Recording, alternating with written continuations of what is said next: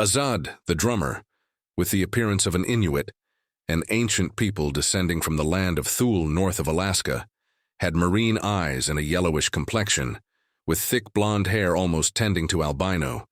He was of slim build, but every muscle was well defined like in an ice sculpture.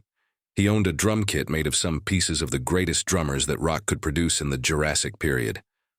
Bonzo and K, respectively drummer of Led Zeppelin and The Who. There he had recovered in old recording studios and from various collectors who jealously guarded them in enormous glass cases. With him they began to live and pulsate and recreate those sounds that he loved so much. His drum kit, other than from these pieces of rock history, was completed with various percussions of different ethnic groups such as African or Indian drums, wonders of other cultures, but which had the same function to create a cathartic and enveloping rhythmic carpet.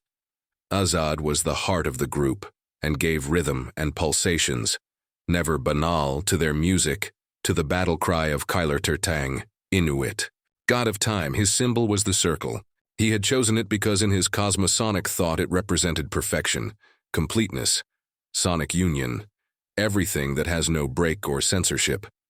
As an emblem of that which has neither an end nor a beginning, formed by a single line whose ends rejoin to cancel each other out.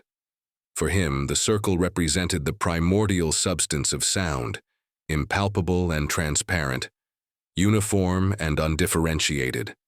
Therefore, a symbol of the principle from which everything originates and to which everything returns.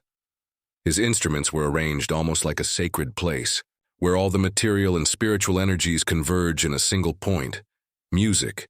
Ian, who was an American Indian from Red Rock, proud of it as in his aquiline features that distinguished him, had the eyes of his land and the body of a bear when it rises to attack.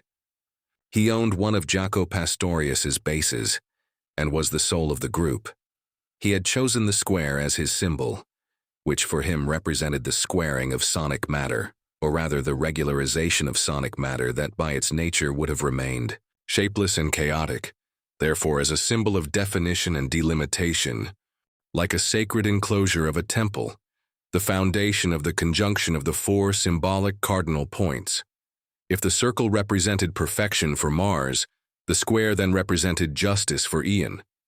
Ian's square gave a sense of justice to Mars' perfection, succeeding in the materialization of ideas by giving them shapes and graces.